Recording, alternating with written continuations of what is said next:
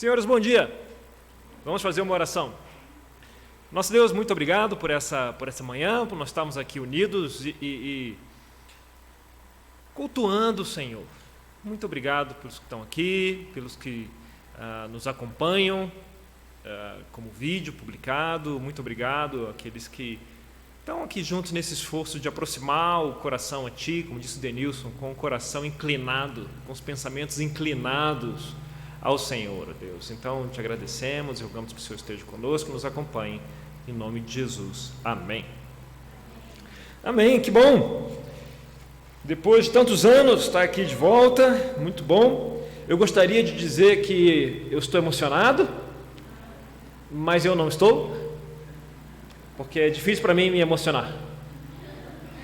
Então, eu vou fazer um curso com o Hugo, que é especialista em se emocionar, para ver se eu consigo aprender, né, como fazer isso um pouco mais. E falando nisso, no segundo sábado de maio, você sabe o que acontece no segundo domingo de maio, não sabe? Pois é, eu estava no segundo sábado de maio, caminhando em direção às quadras comerciais, por uma razão. Era véspera do Dia das Mães, não é? E na minha família, esses eventos são eventos cumpridos, a gente gosta deles, a gente está junto, mas não tem muita fanfarra nesses eventos. Não tem discursos, não tem nada de assim cerimonial, de tão especial, além dos abraços e eventualmente troca de presentes, que se for entregue depois, tudo bem também. A gente não se importa muito, e tem comida, claro, comida é sempre muito importante. Ela não valoriza tanto assim a data. Pessoalmente, eu não curto tanto mensagens de felicitações. Sabe aquela mensagem no aniversário? Feliz aniversário, eu desejo para você tudo de bom, tudo de lindo, de maravilhoso, muita saúde, muita paz, muito isso, muito aquilo. Você até cansa os advérbios, né? E aí, no fim daquilo, eu fico com vontade de apertar o botãozinho, pular a abertura, sabe assim, pá! Que não é algo que me encoraje tanto. Meu aniversário é depois da manhã, portanto, você não precisa mandar essa mensagem para mim. Mas se você quiser mandar uma mensagem pessoal, pô, Daniel, legal, saudade de você e tal, quiser me convidar para um café, pode mandar. Se quiser mandar uma figurinha nova, pode mandar, curto também. E se quiser me dar presente, eu adoro. Então, fique à vontade, não se acanhe. Então, mas a Paty é diferente, né? A Paty ama essas mensagens. O aniversário dela é 10 de novembro, então você pode se preparar, botar na sua agenda para mandar mensagens de felicitações para a Paty, porque ela ama. Para ela, cada mensagem dessa, por mais repetida que seja, vem do coração. A capacidade dela de curtir, de ser amada é incrível. Ela ama isso. Ela se sente emocionada até com mensagem da Casa Bahia, de parabéns. Ela realmente gosta disso, né? E no meu trabalho, né, nesses grupos que você participa do seu aniversário, o pessoal manda, né, feliz aniversário e tal. No meu grupo do trabalho, quando começa a mandar isso para mim, eu falo, pessoal, vocês podem mandar de uma vez só para eu agradecer só uma vez no fim? Então, é nesse nível. A Patrícia, quando soube disso, ela fica absolutamente horrorizada, e para desgosto dela, nossas filhas são parecidas com isso. E ela não consegue compreender como alguém pode ser assim. Mas ia chegar o Dia das Mães, e a Paty, já me conhecendo, já conhecendo o meu TDAH, ela havia avisado.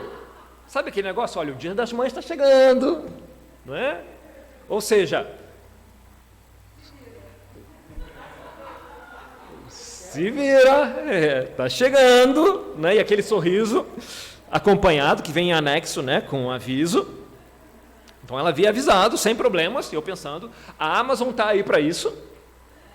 A Amazon entrega, é super legal. No aniversário da minha mãe, eu comprei uma Alexa para ela, dei de presente. E aí no Dia das Mães, que é logo depois, eu comprei uma porta Alexa. Quebra, a Amazon é sensacional. quebra galho, muito bem. Mas aconteceu, eu sabia disso, eu fiquei tranquilo. Mas meu TDAH entrou em ação e eu perdi o prazo. E chegou a véspera e eu sem presente. Pensa no desespero, né? E eu saí a pé, eu queria até as comerciais, eu saí a pé e eu pensando, cara, eu sou um imbecil. Era tão fácil, isso me custava 3 cliques. Por que você não lembrou esse negócio? Agora você está saindo até as comerciais aqui, nesse sábado, um monte de coisa para fazer, e você saindo para se preocupar. Estava de mau humor aqui, nesse momento. De mau humor, saí a pé. Passando em direção ao comercial, estou lá, andando, tem um comercial de presentes, né? Falei, vou achar algo especial, porque não pode ser qualquer presente. Afinal de contas, é a Patrícia, tem que ser um presente legal, ela tem que curtir isso, tem que ser especial. E eu caminhando, e eu olho à minha esquerda, e eu vejo a loja das Havaianas. Aí você imagina a luzinha na cabeça, assim, pim, abriu a luzinha na cabeça e eu pensei, eu sei que ela calça 38. E eu já tentei dar sapatos para ela 4 vezes e todas as vezes ela teve que trocar. As 3 primeiras vezes eu me esforcei, eu olhei de lado e tal, comprei, ela trocou. Na última vez, me dá qualquer um aí que ela vai trocar mesmo. Mas dessa vez eu pensei, é a loja da Havaiana. Não é possível, chinelo, não é possível que eu consiga errar um chinelo. Então, é perfeito isso aqui. Então eu cheguei, entrei lá, e eu estava indo naquele espírito de mau humor. Por isso o nome do culto é Deixa de Ser Mané. Estava lá, vestido de mané, de mau humor. Fui lá, aí eu olhei as sandálias, e achei uma que achei a cara dela, tinha uns brilhos assim, era bonitinha, uma estampa linda, linda. E eu sabia que a sandália que ela estava usando era uma sandália que a gente comprou lá, a gente tinha comprado lá, é uma sandália falsificada da Havaiana, que a gente tinha comprado lá em Chicken Harbor, você lembra? Porto de Galinhas. E assim, a gente estava lá, e aí falou, preciso de uma sandália aqui. E a gente comprou uma numa loja lá qualquer, era claramente falsificada a Havaiana. Então, desconfortável, falei, vou comprar uma sandália, vai ser lindo, tem que ter o número dela, né, porque última hora, né, não tinha tantas opções, aí eu falei, qual que tem? Aí a vendedora chegou e falou, olha, tem 35 e 38, eu falei, yes, beleza, então me dá aí a sandália, me deu a sandália, fui lá pagar, falei, olha, vendedor, né, olha, também tem esse short em promoção aqui, tal, parará. Eu falei, estou precisando de um short, né, home office e tal, aí falei, me dá um tamanho G aqui, desse short. E aí estava pagando, e a vendedora olha para mim, dá aquele sorriso, e tem essa echarpe aqui, e olha para mim, e ela olha para mim com aquele olhar de, você mora no meio da Asa Sul, você vai dar só um chinelo para a mãe dos seus filhos? Eu olhei para ela e eu fiquei com vergonha, e eu comprei a echarpe. E ela falou, você também não, tá bom, pare, não fale mais nada, passa logo isso, e eu levei lá para casa, missão cumprida, coração mais aliviado, mais leve, me sentindo menos mané, um pouquinho. Vamos falar de outra missão cumprida aqui de má vontade, lá em Jonas, sem spoiler. Vamos falar aqui de Jonas. O que você pensa quando você ouve falar de Jonas? O que vem à sua cabeça nesse livro? Opa! Baleia! Muito bem, é o que vem à cabeça. A baleia, e o profeta, ele é conhecido como o quê? Profeta chorão, né? Reclamão, né? Fujão também, né? Porque não desobedece. Isso aí desobedece, né? É isso que vem à cabeça. Reclamão, chorão, fujão e a baleia. Vamos lá em Jonas 1. Diz assim: a palavra do Senhor veio a Jonas, filho de Amitai, com esta ordem: vá depressa à grande cidade de Nínive e pregue contra ela, porque a sua maldade subiu até a minha presença. Mas Jonas fugiu da presença do Senhor, dirigindo-se a Tarsis. Desceu à cidade de Jope, onde encontrou um navio que se destinava àquele porto. Depois de pagar a passagem, embarcou a Tarsis para fugir do Senhor. Daí veio uma tempestade. Depois disso, né? O que aconteceu? Veio uma tempestade. Jonas foi jogado no mar. Foi resgatado por um transporte alternativo. Depositado numa praia. E a gente ouve essa história de fuga. E a gente sabe do que se trata, né? A gente sabe do que se trata. Jonas é um livro que mostra para você o que acontece com você quando você desobedece, não é isso? É isso que acontece. O Jonas ensina isso para você e a gente ouve e pensamos claramente, é um livro sobre desobediência. Não adianta fugir de Deus. Agora, pense, por favor, no que passava na mente do povo de Israel quando recebeu essa história. Pensou? Não é difícil pensar nisso, né? Mas vamos fazer um exercício antes, então, para te ajudar a pensar. Pensa num grupo de pessoas, num tipo de pessoa que você não gosta. Pensou aí? Você pensa, não, Daniel, eu sou cristão, eu preciso amar todos. Fala assim, tá, mas agora sério, pensa no grupo de pessoas que você não gosta, tá bom? Estamos numa época, né, que é muito fácil, não precisa pensar muito para achar um perfil, né, de pessoas que você não gosta. Eu tenho certeza que se esforçar um pouquinho você vai achar alguém, um tipo, né, lembra de alguma palavra, sinta a indignação quando essas pessoas expressam a sabedoria delas. Eu vou falar algumas coisas agora, não vai embora, tá bom? É só para ajudar você a pensar aqui. Pensa no que vem à mente quando você pensa nos terraplanistas. O que vem à sua mente, beleza? Beleza, é meio bobo e tal, mas beleza. Mas vou piorar. Pensa na sua mente agora o que vem quando você pensa. Ó, gente, eu não concordo aqui com nada do que eu vou falar aqui, tá? É só para ajudar o exercício, tá bom? É só para irritar você. Pensa agora quando você pensa no movimento anti-vax, anti-vacina. E a pregação, o chip do Bill Gates, a conspiração. Pensou? Beleza. Como é que está se sentindo? Vou piorar. Pensa agora no movimento que fala Lula presidente. Lula o melhor presidente que o Brasil já teve. A gente sabe que tem gente que acredita nisso e gente que acha isso o fim do resto, certo? Beleza, já tem gente indo embora, é isso aí. Pensa agora, vou piorar. Mito reeleito. Brasil acima de tudo, Deus acima de todos. Pensou aí? Não vai ter golpe. Vou piorar. Mengo campeão. Pensou? Sentiu desconforto em algum momento, não precisa ser em todos. Em algum momento você sentiu desconforto aí no seu coração.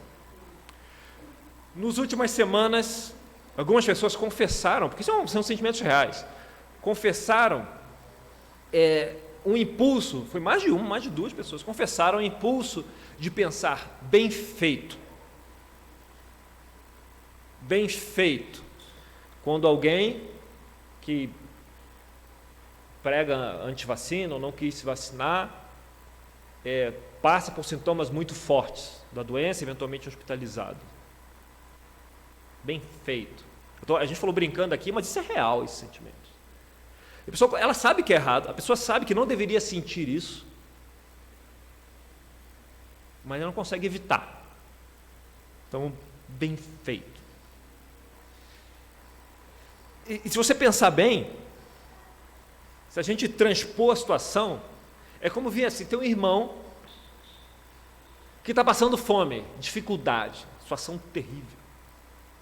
E ele está passando fome, está lá, não tem como alimentar, as crianças estão com fome. E você olha e pensa, quando você fez aquele parcelamento em 24 vezes na Ricardo Eletro, para comprar aquela TV de 50 polegadas. Era óbvio que era uma decisão ruim, que não ia dar certo. Bem feito. É a mesma coisa. Uma decisão que a pessoa toma, que tem riscos envolvidos e pode dar muito errado. E aí quando vem, bem feito. Me dá essa caixa de ovo aqui de volta. Tem que passar fome mesmo. Seu terraplanista. Bem feito. Agora aguenta esse tubo na goela aí. Está desconfortável? Pois é. Está sentindo um pouquinho a revolta? Dá um desconforto no estômago? Agora imagina o povo de Israel com relação aos assírios. Lá em 2 Reis 17, no verso 5 diz: o rei da Assíria invadiu todo o país e marchou contra Samaria. Você imagina um povo que você não fala a palavra, não fala a língua, e não é um povo invadindo, são só aqueles caras brutos, os soldados invadindo, queimando as coisas, roubando sua comida, escravizando seus filhos, matando seu pai, escravizando sua esposa, suas filhas, em todos os que moram no campo, que moram fora de cidades moradas. Esse povo. Como é que você se sente? Marchou contra Samaria e a sitiou por 3 anos. O que é sitiar, hein? Fechar a cidade de forma que não entra comida, não sai comida, de forma que, se puder cortar a água, melhor ainda, se não tiver fonte interna, sem acesso à água, para que as pessoas passem fome, até o ponto que elas se rendam, porque elas vão passar fome, vão começar a morrer, talvez chegue ao ponto de canibalizar umas às outras, com medo do exército assírio matar lá parte deles, escravizar as outras, e é um medo fundado, porque é isso que eles vão fazer mesmo. Então sitiou 3 anos e conquistou. No 9º ano do reinado de Oséias, o rei assírio conquistou Samaria e deportou os israelitas para a Síria. Ou seja, depois disso, se você sobreviveu, tudo aquilo que você conhece, seu trabalho, suas relações, seus amigos, sua família, tudo já era. Você vai ser deportado para viver numa sociedade que você não fala a língua, você não sabe nada, você tem uma profissão, não serve mais, para tentar sobreviver em subocupações. E esses eram os assírios. Então imagine aquele desconforto que você sentiu. E você pode multiplicar por 100, ou pode multiplicar por 1000 aquele desconforto. Isso era o que os assírios provocavam dos israelitas. Não era ranço, era ódio. Ódio profundo. Profundo. Para eles, a atitude de Jonas, quando aquele povo recebeu esse texto, a atitude de Jonas não era, ele foi desobediente a Deus. De jeito nenhum, isso nem passava. A atitude de Jonas para ele era a atitude certa para aquele povo. Fazia todo sentido. Eles liam e eles pensavam, óbvio que ele fugiu. No lugar de Jonas, eu faria isso também. Deve ter algum erro nessa mensagem. Que ordem sem noção. Para ir a Nínive pregar, levar a palavra de Deus para esses assírios, que coisa sem noção de se pedir. Não, esse plano de Deus aqui, eu estou fora. Eles não merecem nem que eu pense isso para eles. No fim, vocês conhecem, Jonas vai, e Jonas termina a história tão deprimido que ele quer se matar por causa de uma planta. Pensa, não dá para inventar um negócio desse, né? Essa história é absurda demais. Quem poderia imaginar que uma história escrita por israelitas sobre um israelita ia ser assim, né? Você imagina que vai ser tudo claro. Você imagina que o que é certo, o que é errado, quem é bom, quem é mau, vai estar tudo claro.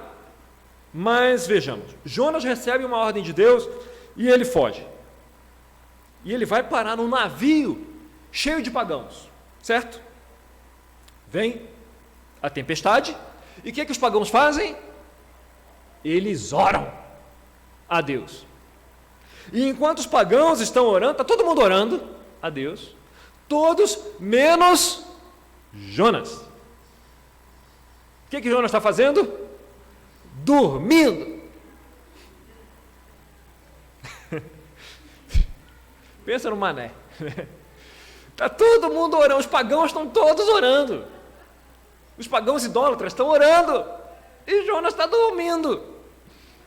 E aí eles vão investigar a causa. Não, está acontecendo por alguma causa, essa tempestade não é normal, vamos investigar a causa. E começam a investigar, investiga daqui, e pergunta dali, e investiga do outro lugar, e investiga, e eles descobrem que Jonas é o problema. E Jonas sabia disso o tempo todo. E não falou nada, esperou chegar até ele. No fim, depois de resistir a Deus de todas as formas, Jonas recebe um transporte em classe hipereconômica, pensa na vida e finalmente chega a Nínive. Pensou na vida, deixar de ser mané, chegou a Nínive. E Jonas 3, no verso 3, diz assim: e Jonas obedeceu a palavra do Senhor, amém, e foi para Nínive. Era uma cidade muito grande, demorava-se 3 dias para percorrê-la. Jonas entrou na cidade e a percorreu durante um dia, proclamando: daqui a 40 dias, Nínive será destruída. Era uma cidade enorme, 3 dias só para atravessar. E Jonas anuncia, obedecendo. Quantos dias Jonas anuncia? 1. E deu. Eu já vim até aqui, já anunciei, deu. Nada de 3 dias. Cumpri minha missão, comprei o presente, Dia das Mães, cumpri a missão. Só o que acontece? Os caras são abertos à mensagem de Deus, ridiculamente abertos, muito abertos. E aí temos aqui em Jonas 3, no verso 6. Quando as notícias chegaram ao rei de Nínive, ele se levantou do trono, tirou o manto real, vestiu-se de saco de pano e sentou-se sobre cinza. Então fez uma proclamação em Nínive: por decreto do rei e de seus nobres, não é permitido a nenhum homem ou animal, bois ou ovelhas, provar alguma coisa. Não comam, nem bebam. Cubram-se de saco de pano, homens e animais, e todos clamem a Deus com todas as suas forças. Deixem seus maus caminhos e a violência. Talvez Deus se arrependa e abandone a sua ira, e não sejamos destruídos. Então eles são tão abertos que o rei ordena a todos que se vistam de sacos de panos grosseiros e jejuem. Até aí tudo bem, certo? Beleza, foi muito aberto, estranho, muito aberto. Mas ele ordena que quem deve fazer isso são as pessoas. Você não reparou, né? Mas além das pessoas, quem? Os animais. O rei assírio foi a pessoa que inventou roupinha de animal. Foi ele que inventou as roupinhas. Botou os animais em sacos de panos, que era roupa muito desconfortável que alguém usava quando queria expressar contrição e arrependimento. E os ninivitas se arrependeram tanto que até os animais tinham que mostrar contrição. Pano de saco e jejum. Imagina os ninivitas andando pela rua e olhando uma codorna comendo um gafanhoto. Cospe esse gafanhoto agora, que você está de jejum. Os animais tinham que fazer jejum e mostrar contrição. Juntos, as ovelhas, saco de pano, e não podia ser a lã delas mesmas. Tinha que ser outro saco de pano. Você tinha que vestir todos os rebanhos com saco de panos. Obviamente, certo exagero aqui, mas para mostrar a contrição. Né? O autor está mostrando isso aqui para mostrar as contas. Animais se arrependendo. Né? Se a ovelha está se comportando mal, ela precisa se arrepender, precisa largar seus caminhos de violência. Então, essa é uma das dicas que aparece aqui, que o autor não estava extremamente preocupado com a literalidade dos eventos. Né? Então, foco aqui na mensagem. Parece estranho isso, parece, mas as coisas estranhas ajudam a gente a entender qual era a mensagem. Né? Elas estão ali por uma razão.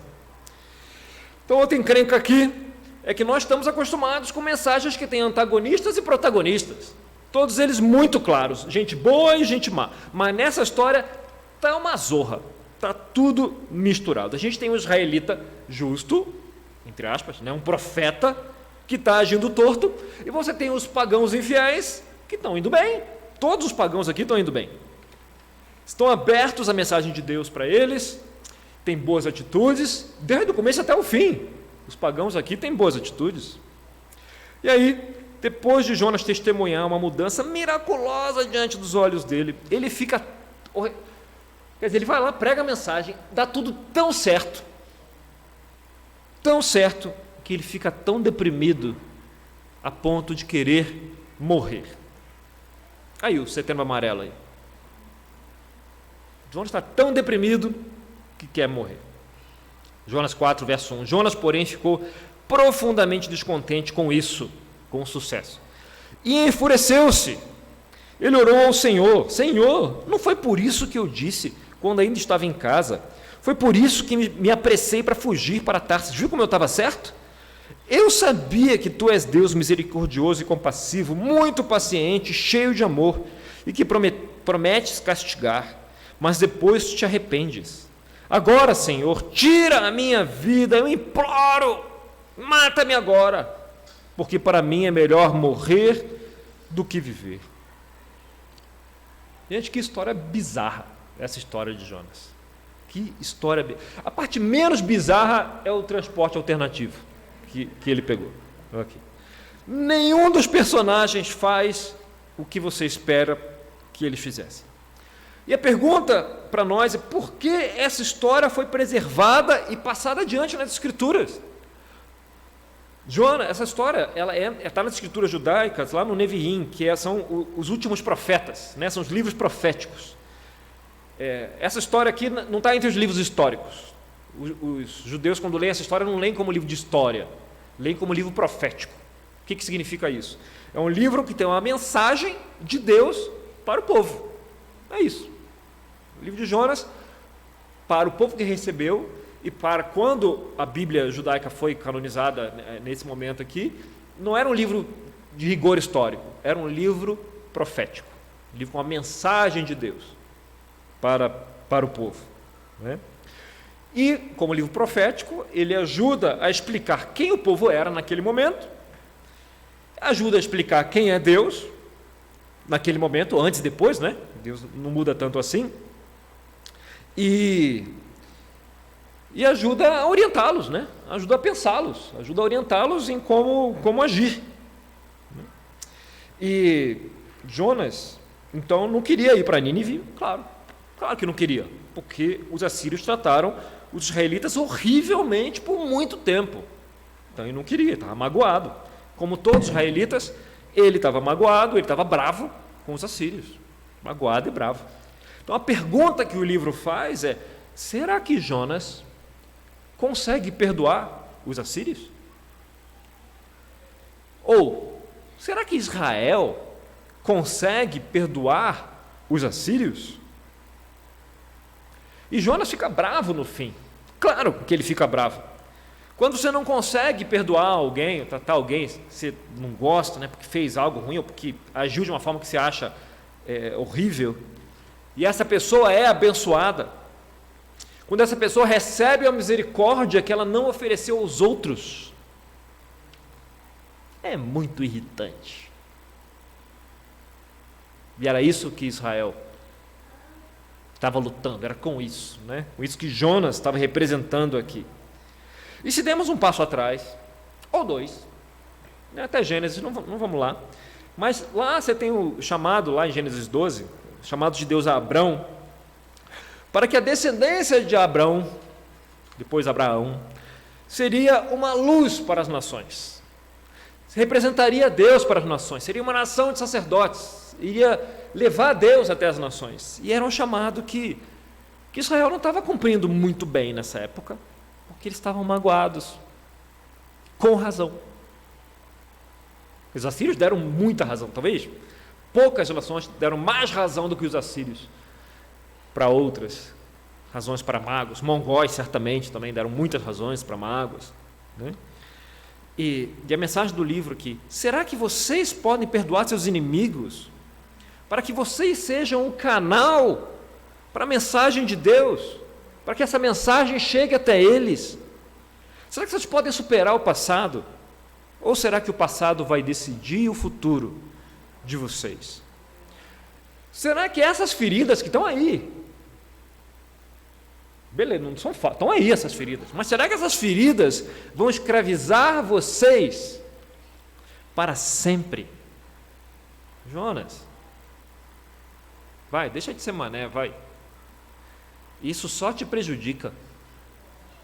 Isso só te afasta do shalom, do plano de paz que eu tenho para você, e para o povo, e para os assírios. Só te afasta do meu shalom, você agir como Manassés. Você é para ser um representante da minha mensagem. Enfim, chegou o Dia das Mães. Eu dei o presente, todo feliz. Sandália linda, nossa, linda. Uma sandália havaiana daquela especial. Dei para a Paty, ela ficou feliz. Nossa, que bom que deu certo o plano do TDA dele não roubar isso.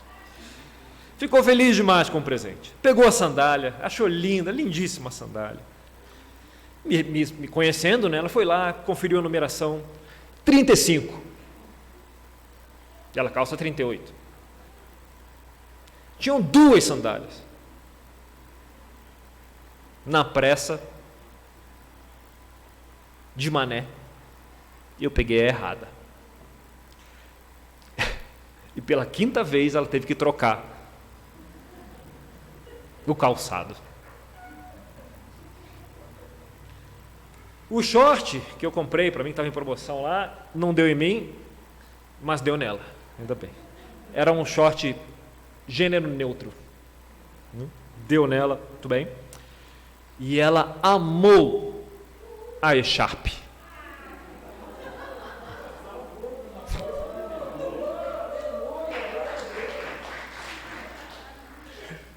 Como é bom ter a capacidade de ficar com vergonha. Amou a echarpe, ficou ótima, linda. Agora eu vou comprar para ela de calçado só meia. Meia tem, mas é grande, assim, é de 38 a 47, aí pô, dá para, é mais difícil errar a meia.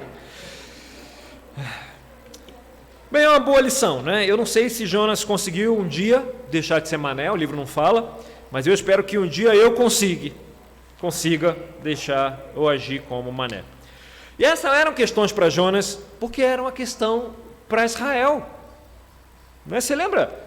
Quer dizer, vamos ver aqui como é que o livro termina. O último verso do livro, 4:11. Contudo, Nínive tem mais de 120 mil pessoas que não sabem nem distinguir a mão direita da esquerda, além de muitos rebanhos. Não deveria eu ter pena dessa grande cidade? Interrogação, fim. Assim termina. A grande questão para Israel era essa. Você reparou que não tem uma conclusão? Que não tem um epílogo? Não tem um fechamento? Não fala nada sobre o que Jonas faz a seguir? Não tem. O livro termina com uma pergunta para Jonas, que era uma pergunta para aquela audiência. Aquela pergunta: ei, Jonas, você vai deixar de ser mané? Ou você vai continuar se apegando à sua opinião, ou suas feridas, que pode até ter lógica? Não é que a opinião de Jonas não tinha fundamento. Não tinha, obviamente tinha fundamento. Mas você está prejudicando a si mesmo. E você está limitando o meu shalom. Para você e para os outros. Por causa disso. Por causa dessa opinião. Aqui a audiência que recebeu esse texto, ela tinha muitas razões para responder não ao chamado de Deus. Muitas razões para se apegar ao passado. Para se apegar às suas mágoas. É impossível você discutir isso. A razão que aquele povo tinha. Israel tinha razão. Mas o shalom de Deus, ele vai além disso. Isso me preocupa quando a gente entra nessas discussões. Ah, mas eu estou certo, eu estou errado e tal. Gente, não importa isso. Nesse mundo, todo mundo, todas as pessoas têm opiniões erradas, menos eu. Todo mundo tem. Eu concordo 100% comigo. E eu não concordo 100% com mais ninguém, então todos os outros, obviamente, estão errados. Então, todo mundo, você vai se apegar a isso? Estou falando comigo, né? Mas cada um de nós tem algo disso aí. Israel tinha razão, tinha direito à retribuição, tinha direito a negar o shalom, a negar a paz, a negar a mensagem de Deus, porque eles sofreram demais. Mas o chamado era para viver em paz, né? Fora do coração e dentro do coração. Esse é o chamado para nós. Senhores, acabou, mas não acabou. Acabou. Mas agora tem um epílogo. Tá bom? Um epílogo. As pessoas que ouviram inicialmente a história, elas ficaram desconfortáveis. Eu espero que, em certo grau, cada um aqui, eu fiquei também, tenham ficado um pouco desconfortáveis. Era esse o objetivo, né? Alguns elementos também indicam que essa narrativa tinha certo surrealismo, como são mensagens proféticas, né? Elas têm o exagero, têm o surreal para passar melhor a mensagem, para ilustrar melhor a mensagem, né? É uma história muito bem contada, muito bem escrita, muito bem trabalhada, para reforçar o ponto maior, né? Que é o ponto que importa, que era sobre israelitas e assírios, sobre inimizade e sobre o chamado para ser luz nesse mundo. Abençoar os assírios era algo impensável, era fora da cultura deles. Essa história é obviamente subversiva. Isso é subversivo! A Bíblia é absurdamente subversiva, né? Essa história era uma história subversiva, contra o que a maior parte da cultura predominante acreditava na época. E é por isso que a história termina com uma pergunta, né? Ela bagunça o dualismo confortável, o certo e o errado. Vocês acreditam que vocês estão certos, estão cheios de razão? Toma essa história de Jonas aí. Pensa aí sobre isso. Ela mistura santos e pecadores. Ela mistura o fiel e infiel, nós e eles, a narrativa do nós e eles, que é tão comum aí.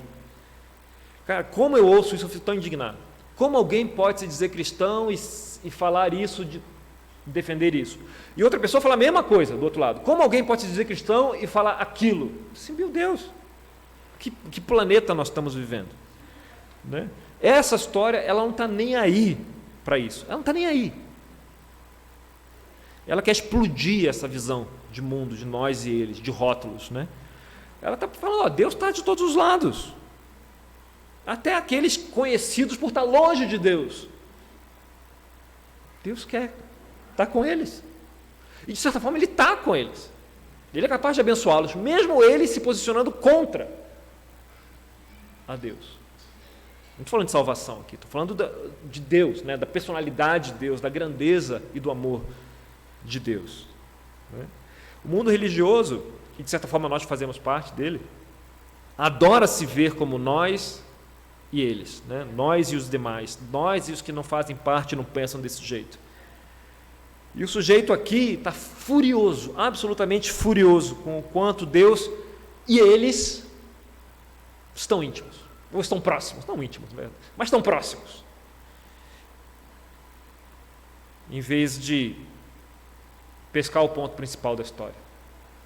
O tal do peixe desvia a gente do ponto principal da história, que para nós é o poder que está disponível em Jesus, em Cristo, de amar e perdoar os inimigos, de ignorar o fato que eles se portam como inimigos. Não é? É possível se distrair com a história com isso e esquecer do que Deus quer fazer com o shalom dele. Obrigado, turminha.